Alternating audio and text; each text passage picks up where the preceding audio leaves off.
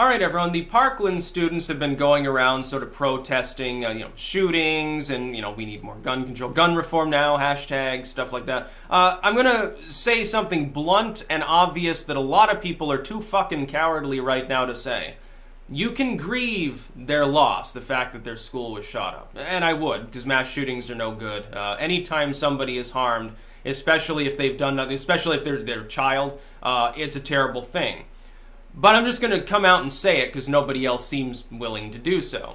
Just because a person has been through tragedy recently, is grieving, does not mean any legal or social or political proposal they happen to make on the issue of why they're grieving carries any additional weight whatsoever. The opinion of a Parkland student seeing a mass shooting is no different than it was before that shooting occurred on the topic of gun control. So when I see that they're saying, well, we want to stop, death, so we want to ban assault rifles, which don't exist. Ban assault rifles if you want, because no civilian in the U.S. owns an assault rifle.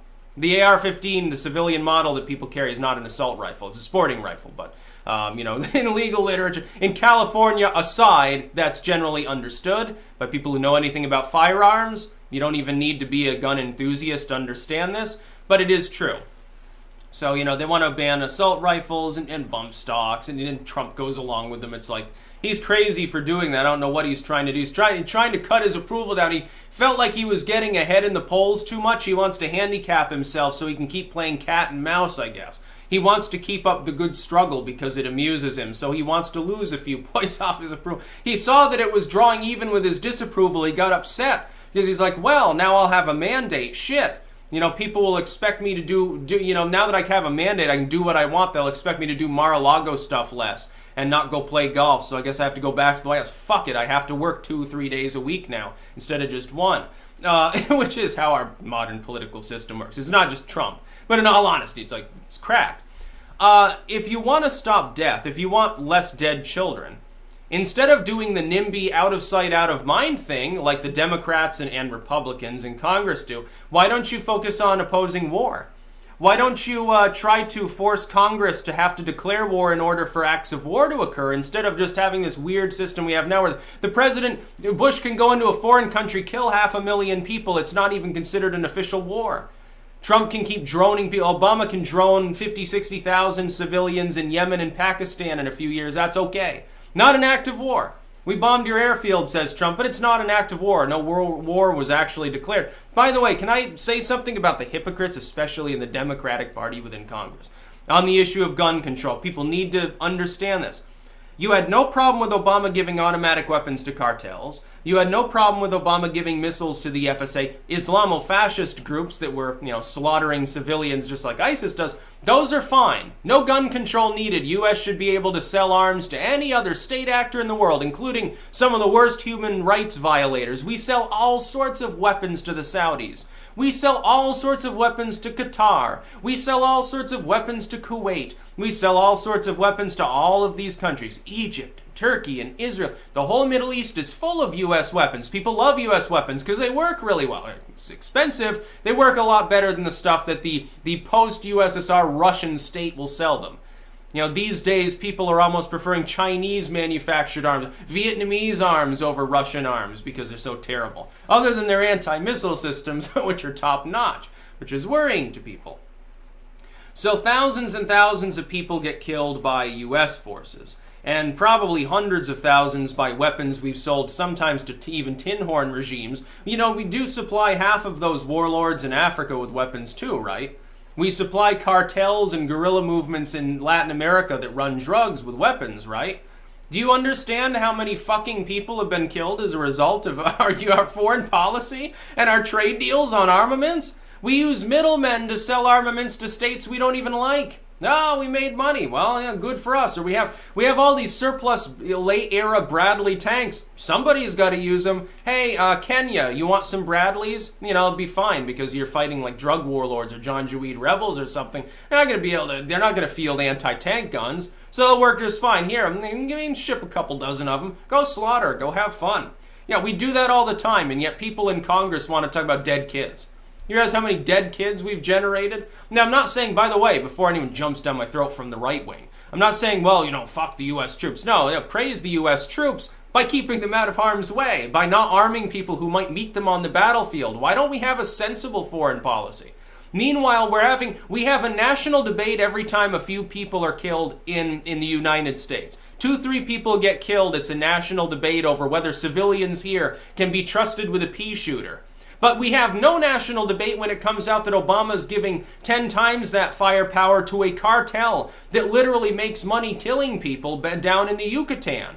While at the same time saying, well, Trump is evil for wanting to build a wall, but Obama wasn't evil for making sure thousands of Mexicans were, and border agents, by the way, were killed by cartels armed in secret by the scandal down there with, what was it, Holder or whoever it was, running fast and furious. That's not a problem. It's okay. We were trying to entrap the cartels. Seriously. We were trying to trace the weapons. Oh, whoops, we lost track of them all. Whoops, a couple border agents got killed by those same weapons. Whoops.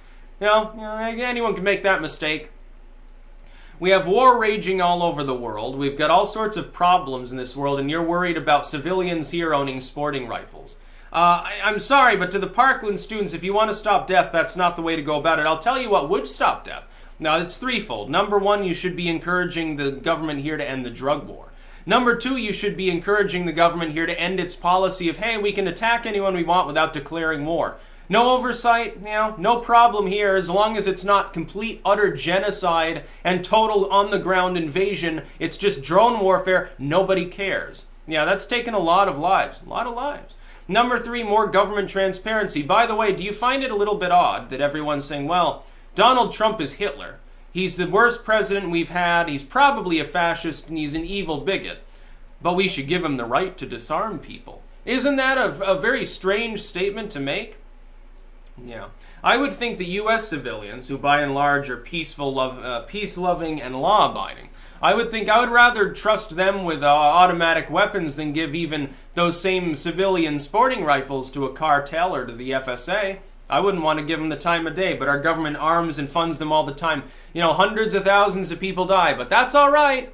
Drug violence and cartel, gang hits and everything. No, that's all fine. Don't worry about any of these other classes of crime except for shootings involving sporting rifles. The reason they focus on it is because some nut with a sporting rifle tends to have a higher kill count. But 10 times more people are going to be killed by handguns in single-actor scenarios. Robberies, home invasions, domestic violence, some random gang drive-by, random shootings of various kinds over drugs or over property. 10 times more people will be killed this year by handguns than by sporting rifles, but you don't hear about that. You don't hear about it at all. There's the real bulk of gun crime within the country, and a lot of it's suicide. Nobody wants to address why so many people blow their own heads off either. It's not because they're psychotic enough to kill other people. If they had a sporting rifle, it would still be a single-actor killing. They're probably not using their AR-15 to kill themselves, but they could, I guess. Rig it up to a Rube Goldberg machine. They press a button and a coconut has to slowly spin around the room to pull the trigger. Now, they could. They're probably just using a handgun, though. But what's the underlying cause? And by the way, can I ask one last question? Another unpopular one to state, even though it makes sense. It looks like the Parkland shooter was constantly bullied and that the school there did fucking butt-fuck nothing about it. Do we want to perhaps address the fact that we have so many teachers in this country who won't do their fucking job? So many teachers in this country are like, well, I'm part of a union, I can never be fired, I don't have to care about things. It's going to cause a lot more crime long term. It's less evident, it's less visible, but it's just as much tangible in there. You have teachers that underserve some of these communities. Some kid goes on to have all sorts of problems in life and maybe get involved in crime simply because their teachers sucked. Didn't teach them right.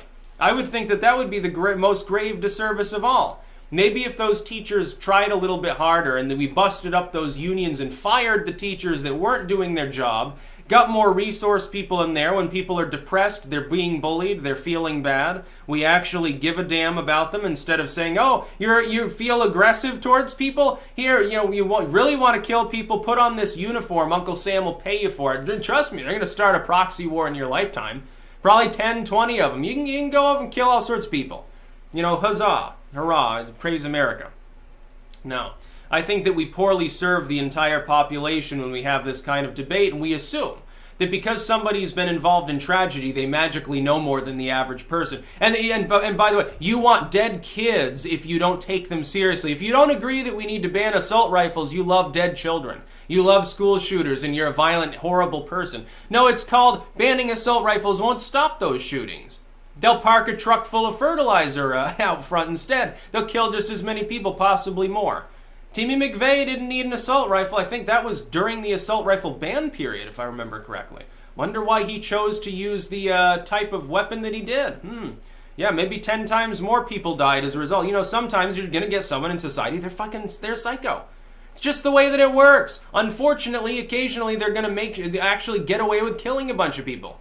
They won't be stopped by the resource officer or by a teacher with a gun or whatever. That's another thing Trump's proposing. And this has been a proposal the Republicans have made for like 20 years. Arm the teachers, arm the clergy. I remember back like in the Bob Dole days, that was something they talked about.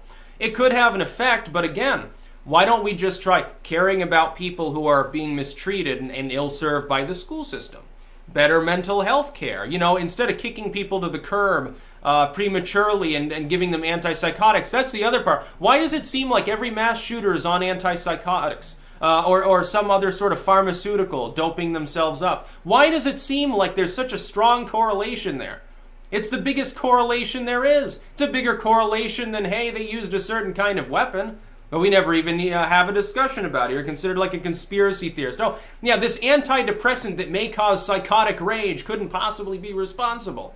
You know, maybe it's the fact that instead of giving a shit about people having any therapy, intervention by friends or family, them being able to speak their mind, you know, in liberty online and maybe achieve catharsis, maybe it's because we just blame video games and their brain chemistry and hand pills out like candy to these people. Maybe that's the problem.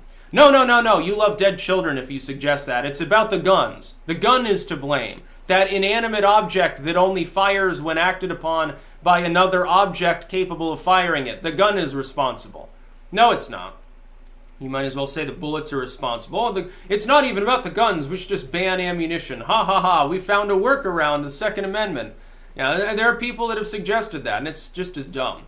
Now, the Parkland students is like, yeah, sorry for your loss, but the proposals you're making wouldn't actually have stopped this from happening.